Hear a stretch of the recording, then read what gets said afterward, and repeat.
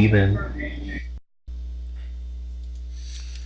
Alright, well, we are officially live recording. Ladies and gentlemen, welcome to a brand new episode of DKRager. I am joined with my special guest, Sir Helsing. What's up? I promised y'all that we would have a special guest, and I was not gonna lie about it. I'm Oh, sorry, I can't do my normal thing. yeah. But today we're doing the BMP-1s, and we're platooning up because Sir Helsing has actually told me I never did a BMP-1 video. Which is sad. But normal, I mean, there is over 100 tanks in this game. This is true.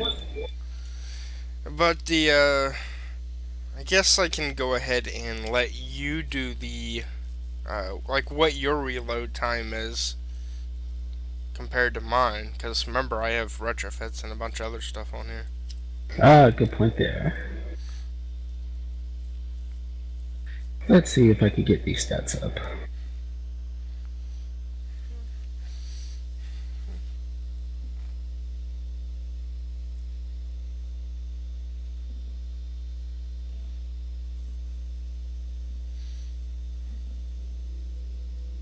Alright, right now my reload time is 5.33 seconds. A little better than mine.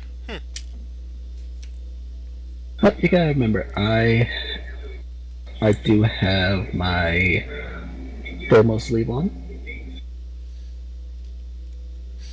Yeah. What is your crew at? Level 2 or level 3? Commander's 5 because it's the Victor guy. Yeah. While my other crew are level 2s. What is your view range? With my augmented optics, view range, I'm looking at 445 meters. Yeah, if you actually place Sabrina Washington in there, you would drop that, you would get that view range actually increased to 465. Maybe even more because you have augmented optics on there. Let me switch real quick and check it out.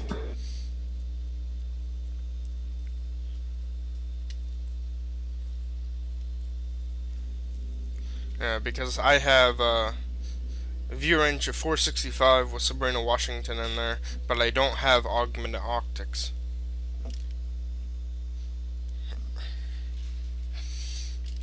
I have the augmented breech lock and chrome barrel lining Mark III, both of which, of course, Mark III because the augmented breech lock does not come with a Mark I nor Mark II.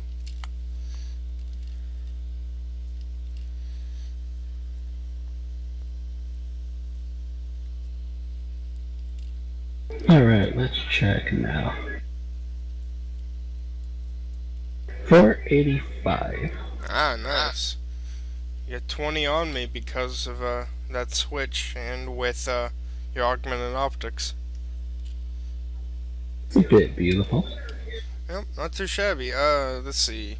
My damage is 328 with a penetration of 187. What is yours? What was yours? 328 damage, 187 pen. I only got 313 for my alpha. Yeah, okay. That's because of my chrome barrel lining Mark III. It gives a 4.95% damage boost and increases my accuracy. So my accuracy spread is 0.07. Not bad. Also, gotta remember, you've been playing a bit longer than I have, so I don't have all the fancy stuff yet. Understandable. If you're wanting the augmented breech lock, I recommend going down the Challenger line to get to the C1 Ariete. Curious about what the Ariete is? I have a video in regards to that. You said the Challenger line? Yeah, down the Challenger line, you get to Tier 8. And when you hit Tier 8, you get the C1 Ariete. Once you make that up to 50%, you can actually get the augmented breech lock. Alright, I'm Yeah. already going down the challenger line with my chieftain. Yep. It's just so weak. The armor. Yeah. Once you get the Challenger 1, that changes entirely. Uh, Speaking of Challenger 1, video on that if you're curious about what the armor stats is and everything else. Uh, it's very bouncy. Let's say if we tripled the armor of what the chieftain has and gave it like a commander named Ricochet, because everything that hits it bounces off.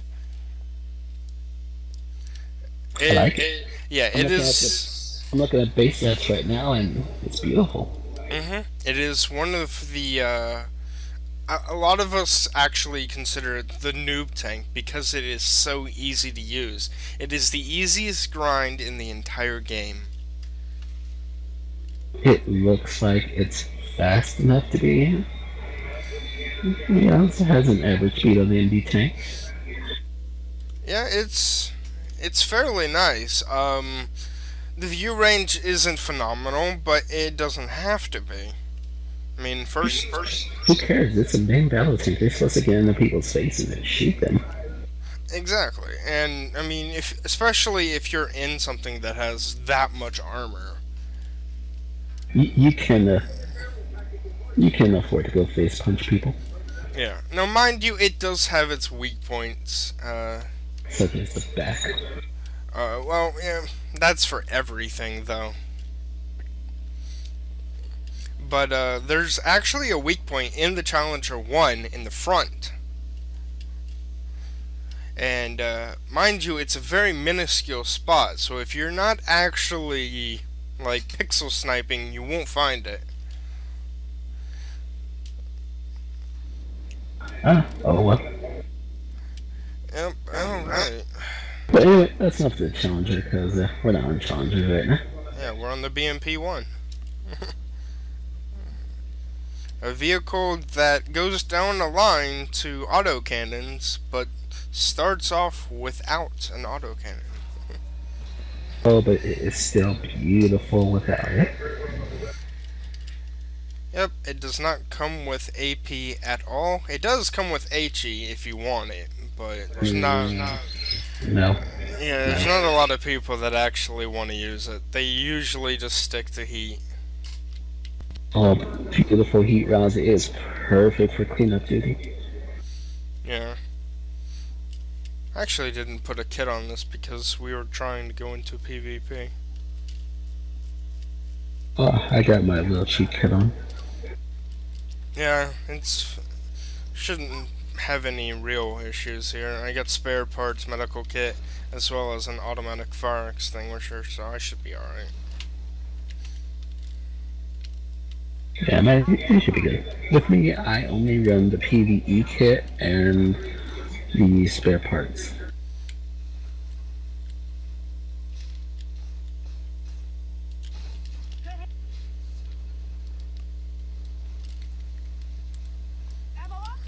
Oh, Bagel Panzer.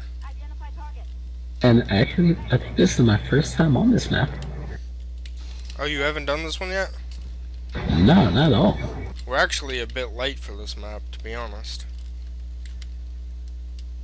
This is more main battle tank area, but as long as we can kill them off pretty fast, we should be alright.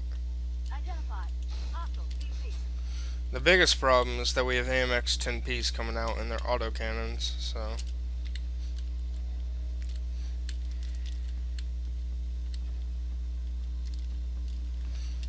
Alright. Come on. You already have an AMX near you. Yeah, I have 3 tanks near me. What do you mean no effect? Don't you give me no effect crap.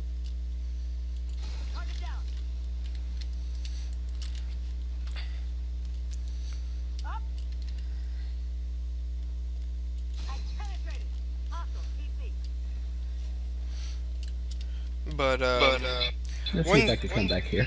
one thing I'm gonna go ahead and tell everyone, because they don't seem to understand what the point of battalions are and what the point of platoons are.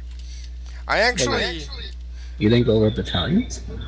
I haven't went over battalions for one reason. Because I kind of figured at first that everyone sort of already understood what a battalion was and what the point was. But recently, I have seen a lot of comments in regards to it. Oh, okay. People have actually asked, what is the point of battalions? Why join a battalion? Uh, I mean, as you can tell, both me and Helsing are within Havoc. And, hey, there's nothing wrong with battalions in general. The true thing about battalions are the fact that you're able to platoon up with people. You're able to hang around with a bunch of people, get to know them. It's more of a friendly situation, as well as sort of a business partnership.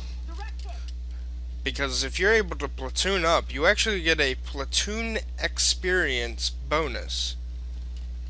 Well, thank you, Scorpion.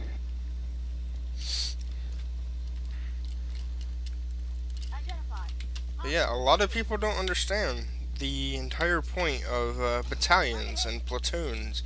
Why platoon up? Why have a battalion? What is the point? There's no real clan wars going on, and that might be true, but they're actually Yeah. setting them up.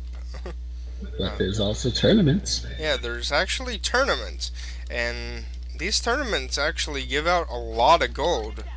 The Soldier of Fortune League tournament that's going on right now actually is giving out thousands of gold right now. I think the first place prize was 10,000 gold, or was it 20? It was either 20,000 or 10,000. And if you do normal tournaments, you actually have a chance to win a premium tank, such as my Chieftain Mark 6 leader, as well as the BWP Puma.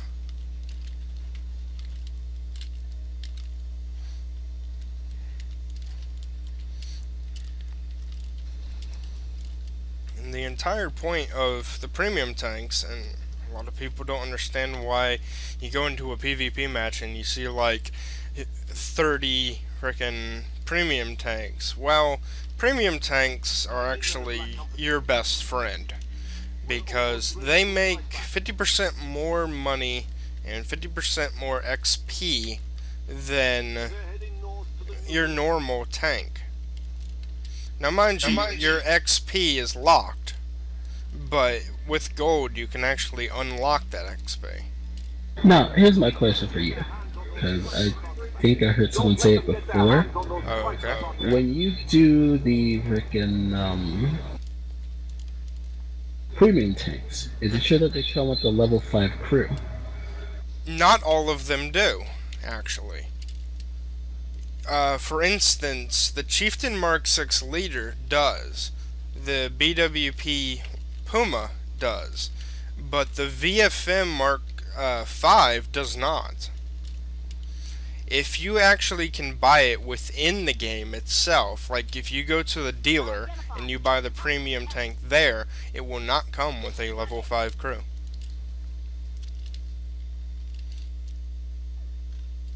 If you were, yeah, if you are given it to by Armor Warfare themselves or through a tournament, then it will be level 5.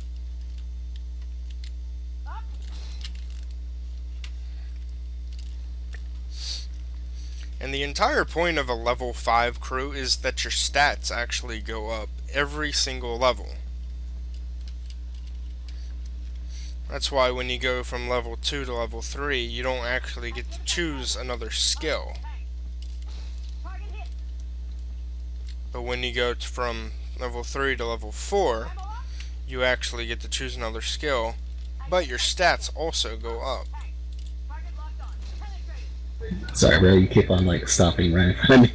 Yeah, I'm trying not to get hit by that Sheridan. A Sheridan has heat and it would wreck me. Careful. He was. Yeah, see? Yeah, that's why I was backing up. I knew that Sheridan was about to shoot.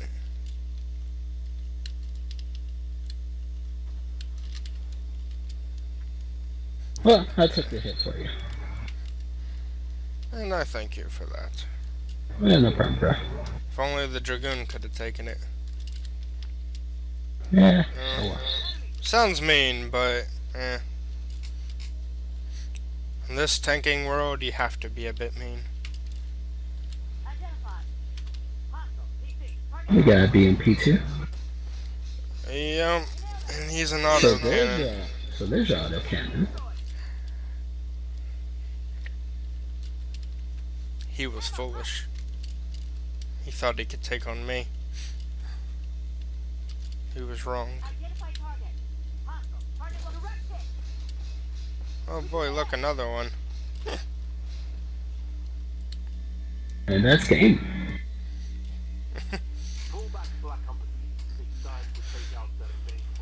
Yep, so now we're gonna blow up this castle up here.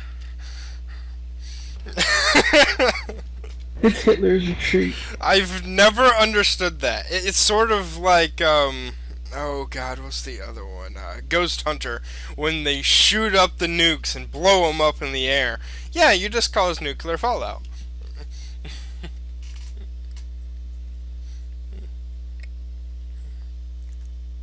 This, well, you probably just destroyed about 100 or so people. And destroyed a priceless building. Well, that's a good thing. This is a game, and we don't have the question logic. This is true.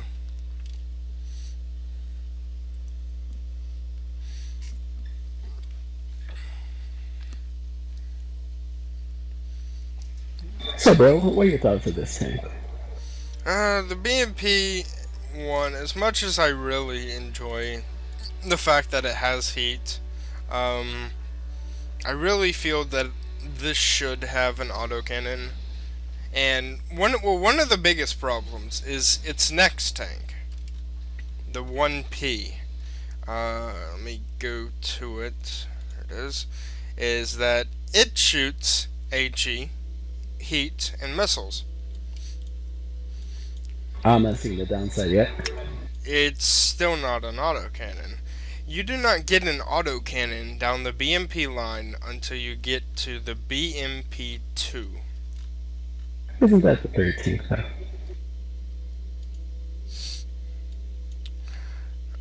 It is, in the overall perspective, as you're going down the BMP line, but you don't get a actual autocannon until tier 5.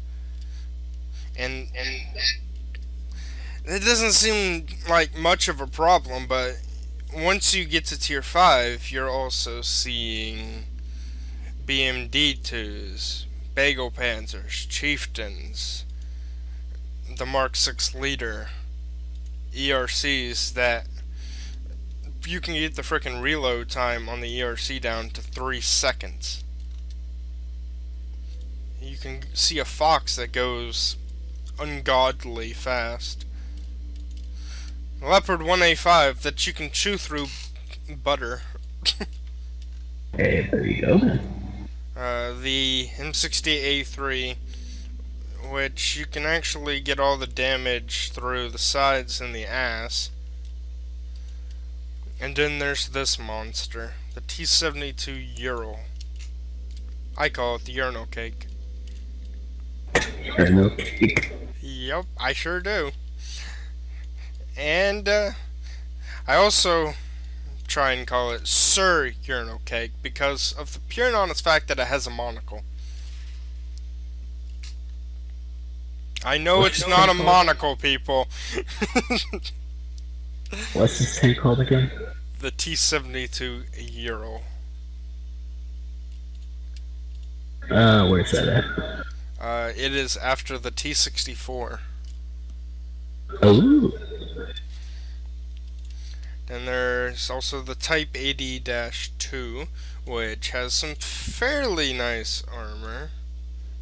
Turret's armor is really incredible, because it also gets a cage around it.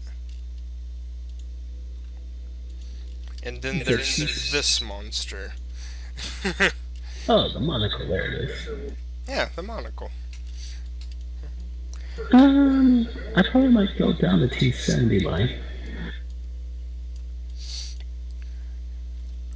But, Because I still really love the T64.